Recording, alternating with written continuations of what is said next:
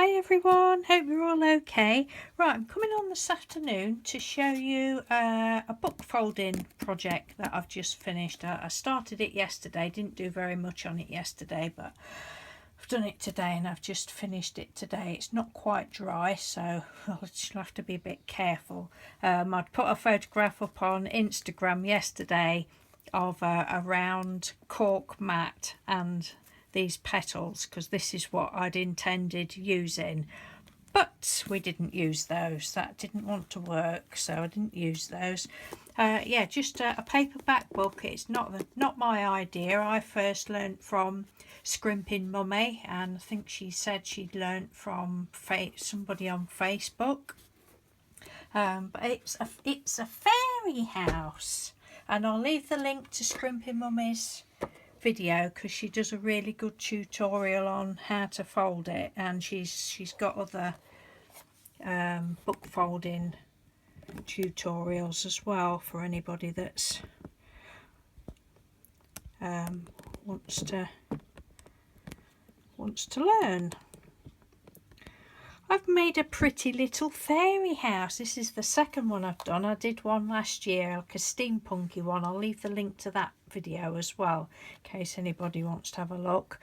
I did one last year for my friend Dee for her birthday, but I wanted to do a pretty one. Amanda actually sent me this flower trim. It's on a big length of it, and I've just cut the petals off, and I knew that I wanted to do something using all of the colours at once, and I've sort of had a fairy house in mind but haven't got round to it. The fairy house, I've got 3 others here that I'm going to show you in a minute. I've had them folded for a year and they've been stuck in the top of the wardrobe, but I'm going to have to lift this up, I think.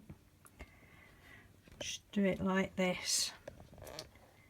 I'm really quite pleased with it. So for the base, I've just used a cork placemat, and then I went over it with some gesso because I wasn't really sure what I was going to do. Like I say, I was going to use them other petals, but they didn't look right, couldn't make it work. So I've got some pink burlap on a roll, and I'm not sure whether I bought it and sent some to my friend Cranks or whether she sent me some, but don't know. So I've used that, just chopped it up into little pieces. I've frayed the edges. This trim here I've had gifted me. I think Jeannie sent me that. It was either Jeannie or Joe, I can't remember which. Oh, I can't show you properly. It's handy having this cake turny thing. I don't do baking now, so it's come into my craft room. The fairy, it was a hair clip. I've not made the fairy. She was a hair clip that I got from Poundland. The little doors, right, just let me go. These were these petals but not stamped. I must have done those 2 years ago. And I just put some like homemade texture paste on, and then I thought I was going to make flowers with them, but that wasn't happening. So these have been in the naughty drawer for about 2 years.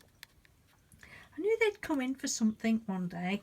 So then I cut one up for the little door and just went round the edge with Sharpie marker, and the little door handle is a little brad, which it was blue, and I just went over it with a Sharpie, and then I've just hung a little key that Deborah Stone sent me, so thank you, Deborah. And Deborah sent me this little bell as well, and this little charm that says live your dream. So put that little bell there so that the little fairy can ding it when she wants a cup of tea. Bring in.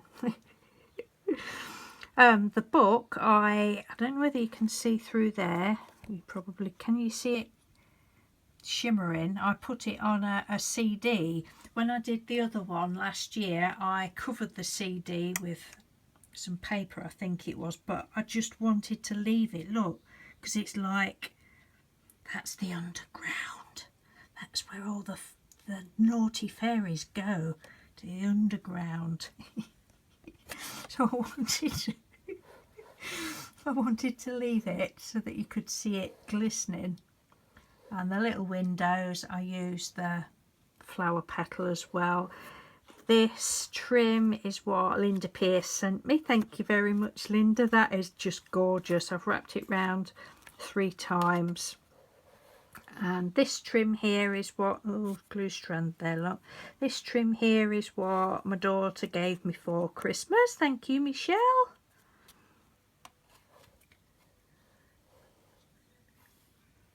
And these little butterflies and this heart, another butterfly there, is what Melissa sent me. Thank you, Melissa. And the little bee is what Deborah Stone sent me as well. Thank you. And the chimney pot, that's just toy stuffing stuff. And this is a little spool that I don't know who sent me. It was just in a bag of random stuff. And then I just wrapped some thread round there that Dawn Andress sent me. Thank you very much, Dawn. And then the top piece, that is just a piece that I got from China on a long length. And these bits on the top, I didn't know what else to put on the top. And these were just the pieces left over from the door and the windows. And these, the little path is just little roses that I got from Poundland. Don't know whether I just said that or not.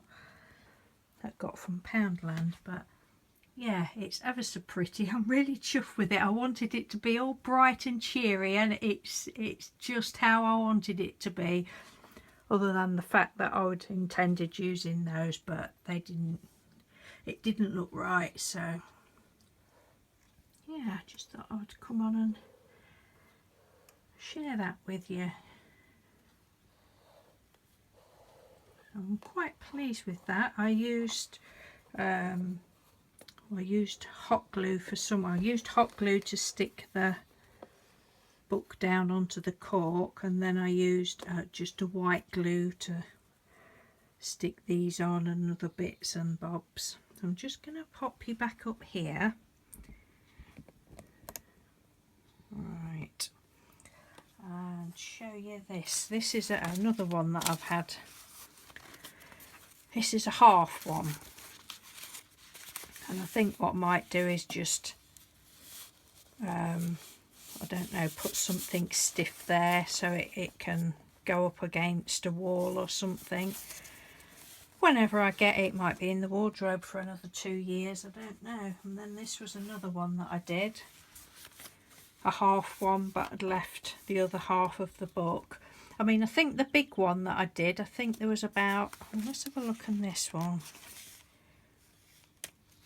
310 pages on that one. So I think you want a book with, you know, at least 300 pages to get the full circle. I mean, if you, the more pages you've got, then the, you know, the closer it's going to be like that. And then this is another one that, because Scrimping Mummy, she sent me. It's absolutely beautiful. I've shown it before. A bird, not a bird. Is it a bird cage? Is it bird cage? I can't think what you call it. Anyway, she sent me a really lovely one, and I thought I would have a go at that. But I've actually split the spine there. But I'll be able to do something with it. Or it could be a hedgehog. So, just quickly for the fairy house, for anybody that doesn't know, I mean, you end up, hang on a minute, you end up taking the, excuse me, the cover and the spine off. But it's just 2 folds. down to the middle. I know a lot of you will know how to do it. And that to the middle. And you just alternate it, and then it's the top down and the bottom up.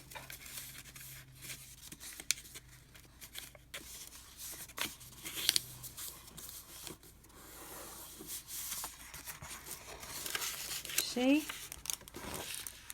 You just continue doing that until you get it to, whether you want it a full circle fairy house or a half one, or a half and a bit at the side.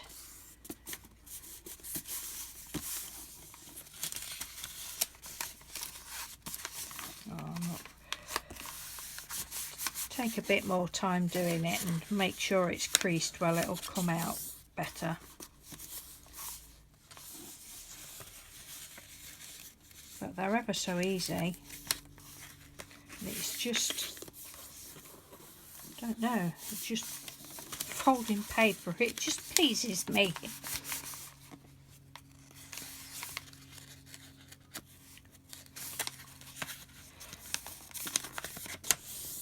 There's lots of tutorials.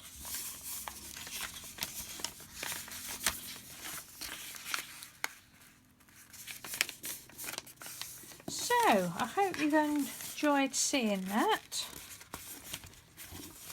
And I don't know when I will be back again. I've been busy gardening this week. Well, not today. It's cold again today. It's been boiling earlier in the week. But today is cold. So there you go. Right. I shall love you and leave you for now. Just give you one more little look at my little fairy house because she's so pretty. Look. I love it. I love it. Right, thanks for watching everyone. Have a good weekend. See you soon. Bye.